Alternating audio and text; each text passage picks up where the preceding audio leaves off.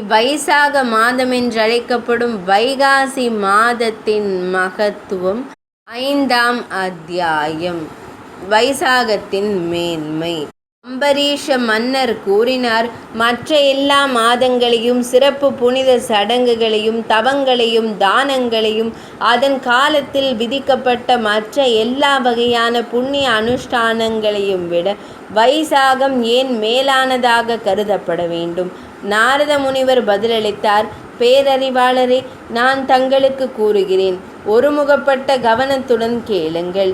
கல்பத்தின் முடிவில் தேவர்களின் தலைவனான மகாபிரபு சேஷன் எனும் நாகத்தின் மீது சயனித்திருக்கிறார்.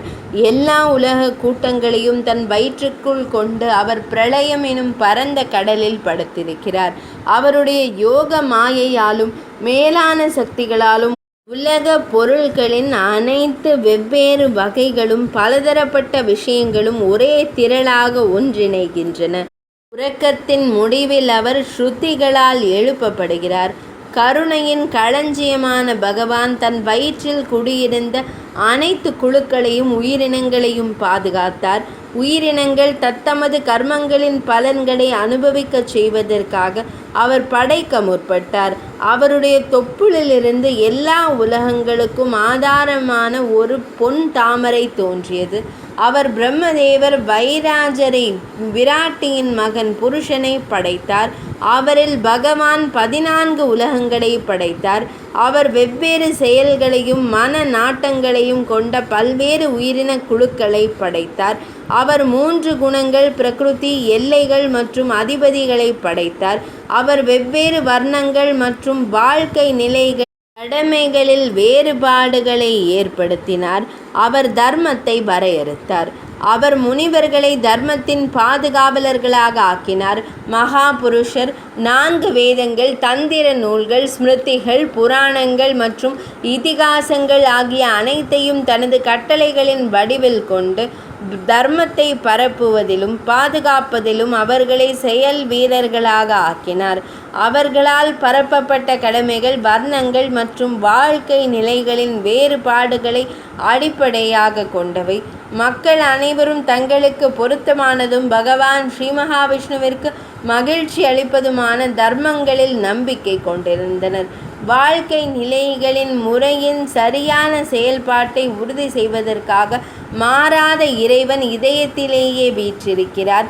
ஆயினும் மக்கள் தங்கள் கடமைகளை செய்வதை நிறுத்திவிடலாகாது என்பதற்காக அவர்களை சோதித்து அச்சுறுத்துவதற்காக அவர் வெளியே தன்னை வெளிப்படுத்துகிறார்.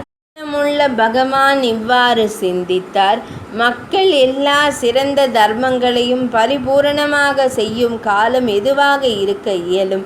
மழை காலம் என்னால் உருவாக்கப்பட்டது. அப்போது மக்கள் துன்புற்று உதவியற்றவர்களாக இருக்கிறார்கள்.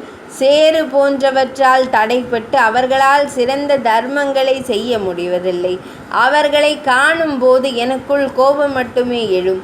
நான் அவர்கள் மீது மகிழ்ச்சி அடைய மாட்டேன். என்னால் பார்க்கப்படும் மக்கள் கலக்கமடைந்து உதவியற்றவர்களாக ஆகிவிடாதிருக்கட்டும். எனவே நான் அவர்களை காண்பதில்லை. இலையுதிர் காலத்திலும் விவசாய பணிகளின் காரணமாக தேவைகள் நிறைவேறுவதில்லை. சிலர் பழுத்த பழங்களின் மீது பேரார்வம் கொள்கிறார்கள். சிலர் கனமழையாலும் சிலர் குளிராலும் துன்புறுகிறார்கள்.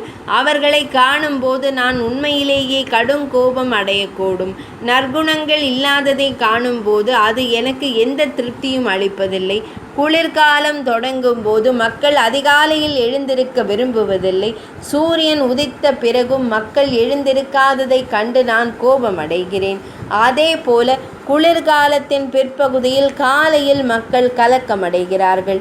அதுபோலவே பழுத்த பழங்களையும் கவனத்துடன் உண்ணவும் அவர்களால் இயலுவதில்லை. மேலும் அவர்கள் குளிரால் பீடிக்கப்பட்டு அதிகாலை நீராடலை குறித்தும் கவலைப்படுகிறார்கள்.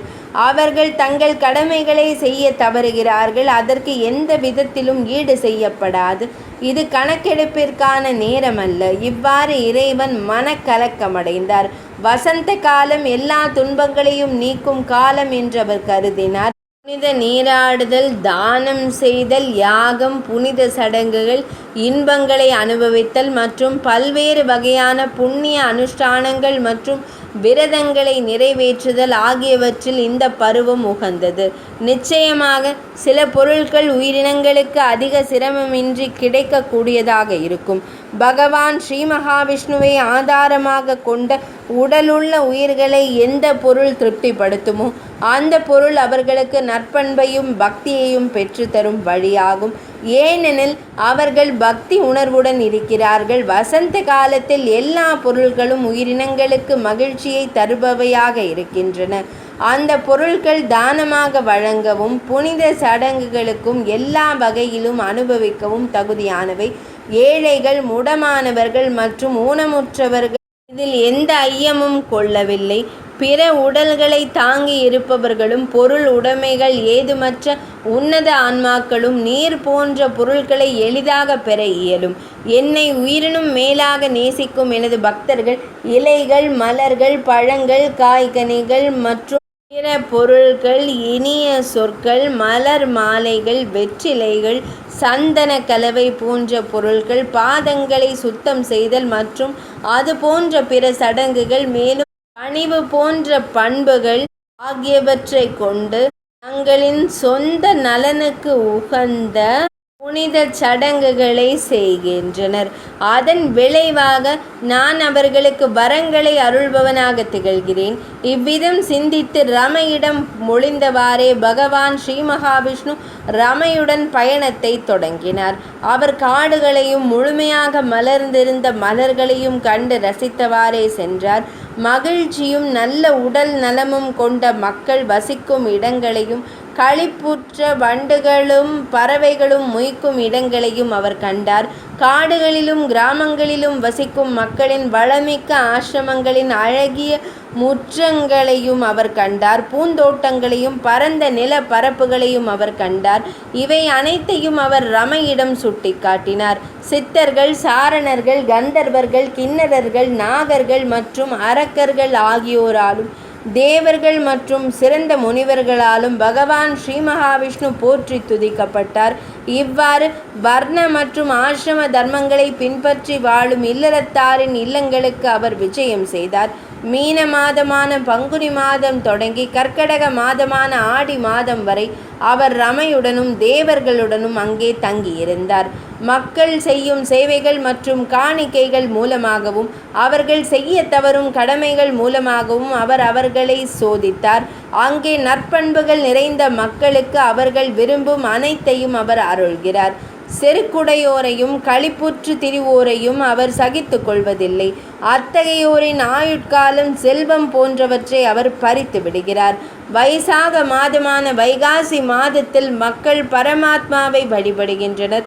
மற்ற மாதங்களில் வழிபாட்டு சடங்குகளை செய்ய தவறினாலும் மற்ற நேரங்களில் இறை பக்தியில் உறுதியுடன் விளங்கும் நல்ல மனிதர்களின் குறைகளை இறைவன் பொறுத்து கொள்கிறார்.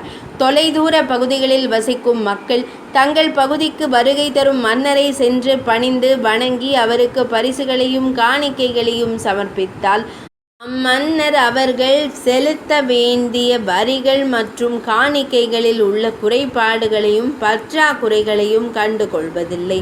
அவற்றை முழுமையாக செலுத்தப்பட்டதாகவே அவர் கருதுகிறார்.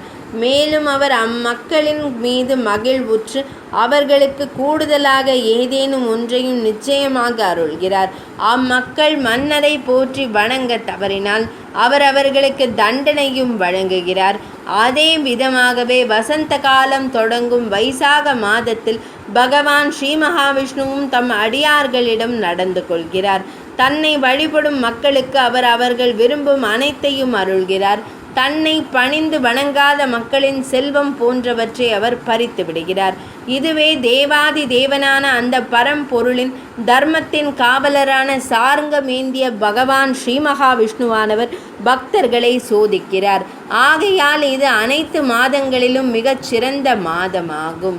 5ஆம் அத்தியாயம் இனிதே நிறைவடைந்தது.